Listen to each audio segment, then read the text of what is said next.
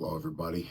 I gotta just give you the kind of the cheat code to what I found to be probably one of the best books in the sense of preparing for a worst case scenario. And this book is called The Pipe Hitter's Guide to the Upcoming Societal Breakdown by Nicholas Orr. And I'll have a link in the description where you can actually get a copy of this. Super short, easy read.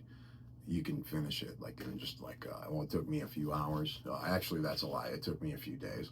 But I'm also dyslexic, and I actually struggle like with actual reading. I read a lot, but it just takes me a little bit longer. Audiobooks have always been my go-to, but this is a book that I think that you're going to want the information. I don't even know if it's on Audible. It might be, but this is just like the information that you're going to want to have, and you can also send this to your loved ones. Very affordable book, and it gives you the information straight to the point that you need. I have dozens of books about survival. This one will give you a very, very good baseline of what realistically you should look at, so you don't have to live in fear. You can actually have a plan. And I want to kind of send this home. I guess you can look at me like a prepper or like a preparedness person. I'm like a white belt in the terms of like martial art belts of jiu-jitsu. Like, I'm not a black belt in prepping, but I do have a black belt mindset when it comes to prepping. I may not have everything that I want or necessarily even what I believe that I need, but if you can just stay calm and be as prepared as you can and do what you can with what you got, where you're at, who you're with, when you can, you're going to be fine. That being said, if you have the ability to prepare anything, a little extra food, a little extra water, grab a few extra boxes of ammo, whatever that thing is to prepare you and your family in the sense of, protection and providing for them in a worst case scenario, and lastly, finding prosperity, number one, I'd turn to God. I would say that's the ultimate answer for me, is I just accept things for how they're going to happen, and I trust God's plan. That's where I'm at. That being said, it's wise to prepare your mind and your body and your spirit for whatever might come your way, and this book is a really good way to kick that off. I want to do a quick reading called The Dutch Lifeboat, and it's actually in this book. It's chapter 7. So chapter 7, The Dutch Lifeboat by Nicholas Orr. Allow me to relate a story to you. Many years ago, in the Dutch village of Zamspet lived a 13-year-old boy named Bram de Jong. Bram's father, Luc de Jong, was a hardworking carpenter, and Bram hoped to be as skilled as his father someday. On his 12th birthday, Bram began to apprentice with his father. Bram looked up to his father, but thought perhaps his father worked a bit too hard and too long. Bram's friends, who were his age, were also apprenticing with their fathers. However, from the window of his father's workshop, Bram could see his friends Lucas and Reuben running around and playing in the sunshine of a warm summer afternoon. Meanwhile, Bram would still be helping his father until the sun was almost set. The De Jong family did not have a lot of money. Nonetheless, Bram's mother and father were always sure to put aside a bit of extra food in preparation for long winters. Bram noticed that while the other men in the village were often found sitting at tables outside of the town tavern, Bram's father would be working on yet another project. "I will have time for beer and leisure later," Luke told his son. One day, the village elders called a meeting, and Luke, along with all of Bram's friends' fathers, were in attendance. When Luke learned that it returned, he told his family that Milan, the oldest farmer in the province, had issued a dire warning. This year, they could see terrible flooding. Milan was 81 years old, and as a farmer, he had kept track of the seasons and the weather since he was a young man.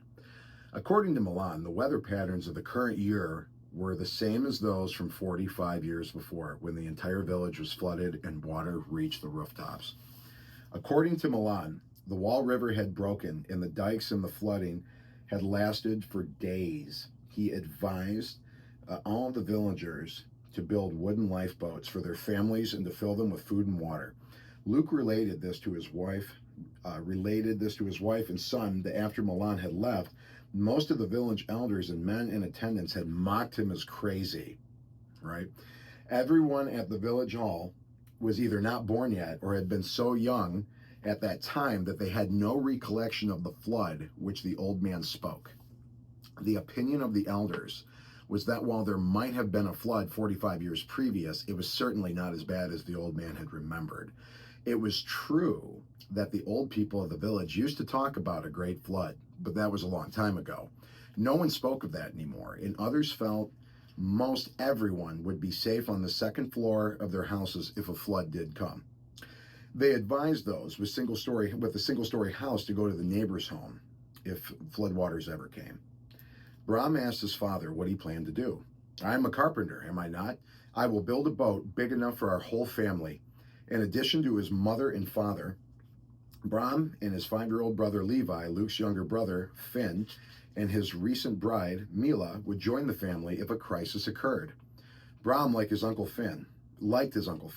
Finn always seemed to have a new joke to tell whenever he came for a visit. Over the next few weeks, Luke and Brom worked on the family's lifeboat while they were not working on other carpentry projects. Brom's mother filled a wooden box with dried meats and fruit. She filled ceramic jugs with fresh, clean water and set them aside. Luke taught Brom how to make oars from hard wood and to put a finish on them so they repelled water. By the end of summer, Brom and his father had completed the lifeboat. A sturdy rope for a bowline was placed inside, as were the hardwood oars, and Luke covered it all with a large canvas tarp. The food box and water jugs were staged in the family's kitchen, and life went on. Brom would work on his schooling until noon, his noon meal, and then apprentice with his father in the afternoon. A few of Brom's fathers had come by during the summer seeking advice from Luke about how to build their own lifeboats. Nonetheless, by the time of the fall harvest festival, most of the village seemed to have forgotten about the warning from the old man. Brom loved the harvest festival. The air was filled with wonderful smells as the women of the village prepared a variety of food. There were games in the daytime for the children and music and dancing for the adults at night. The De Jong family, even Luke, all took a break from their labors and enjoyed the festivities. On the morning of the last day of the week-long festival, Brom was excited to meet his friends at the square. He hurried to the heart of the village. The Dutch boy was surprised to feel a chill on the wind. The previous days had all been completely pleasant, but today the wind was coming from the north, and Brom paused to consider going back for his coat. By afternoon, the street vendors were doing all they could to keep the canopies from blowing away. All day long, the wind strength grew, and the midday skies grew dark. By supper time, the dark clouds opened and rain began to fall. The mayor announced the day's activities canceled, as it had been a good festival up to this point, and he told everyone they should just return home. As Brom lay in his bed that night, he could hear the rain beating against the roof of their home. The sound of a steady rain helped him drift off into a deep sleep. When he awoke the next morning, Brom was surprised that he could still hear the sound of rain. Had it rained all night long, he wondered to himself? After breakfast, Brom ran from the house to his father's workshops, trying to dodge the downpour from the sky. He could see the low-lying areas around the house that had filled with water, and when he entered the workshop, Brom found his father at the bench, planning a piece of wood. "Good, you are up," Luke said to his son. "I have a job for you. Go to your Uncle Finn's house and tell him to bring Aunt Mila with him and bring them here as soon as they can." By the time Brom made his way home with Finn and Mila, they had waded through small streams that had formed in every low-lying part of their village. The standing water was building up everywhere. In his 13 years, Brom had never known the rain to fall so hard for so long. The youth saw men with a horse cart filled with sandbags heading north towards the dike that held back the Wall River. When Brom and Finn and Mila entered the house, they were soaked to the bone. Luke and his wife were in the kitchen with Levi. "It looks as though the old man might have been correct," Luke said. "Yes, that seems to be the case," Finn replied. Luke continued, "If the wall dike breaks, we will have little time. Sophie, you and Mila will put the food and the water in the boat, please." Brom fed the fire, and in the stove, the wet trio gathered around to get warm and dry. "We'll all sleep under one roof tonight and see what tomorrow might bring," Mr. Zhang started to the extended family. When he woke up the next morning, Brom could hear the rain. He found his father sitting by the black iron stove in his rocking chair. The young man realized his father had been up all night long. Soon thereafter, Finn emerged. It had now been raining for nearly 2 days straight. Luke and Finn and Brom, Luke had Finn and Brom follow him to the workshop.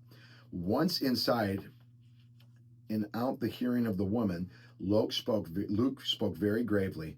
There are not enough boats to save the village. How can that be? Finn asked. Luke frowned. Most of the men in the village thought the old man had lost his mind, and they ignored him. Very few of them have lifeboats for their families. Mr. De Jong paused and looked for his brother and son. He looked at his brother and son in the eyes individually. I pray it is not as bad as old Milan said, but if it is, many in the village will not survive. Just then the sound of the church bell began to ring. This was not a call to worship. This was the alarm. The continued ringing of the bell meant one thing. The dike had broken. The waters of the Wall River were rushing towards the village. Brom's father said not one word as he ran to the house. Everyone knew what to do. They lifted the edge of the canvas tarp high enough for everyone to climb in. Luke and Finn began. The heaviest sat at opposite ends. The women and Brom and his little brother sat in the middle. Luke had made the tarp large enough to act as a shelter from the rain. The family huddled in the wooden boat and waited. Brom could not say how long they sat in that boat before they heard the roar of the approaching water. When it reached them, their lifeboat, the force shook the craft. Mila let out a brief scream. Hold on, everyone. We'll be fine, Luke assured his family. Brom felt the boat shift as the rising flood waters carried it. Then they lifted the tarp to look outside, and Brom was shocked to see that the boat was higher than the kitchen window of their home. By his estimation, they were more than 100 yards from the house and moving away, and the house seemed to be moving farther away and sinking at the same time. Brom was amazed that the floodwaters were rising so rapidly. Brom's family held the tarp over their heads and surveyed the scene, and they saw the Jensen family and their boat not too far away, perhaps 100 yards or more. Carl Jansen had been one of the men who sought Luke's advice to make a lifeboat. Carl Jansen had a wife and 3 children. There were people in the water, and they were yelling and screaming for help. Many were swimming towards the Jansen family boat. The De Jong family watched in horror as the Jansen family boat was overwhelmed by people in the water, unable to hold the weight of the Jansen lifeboat.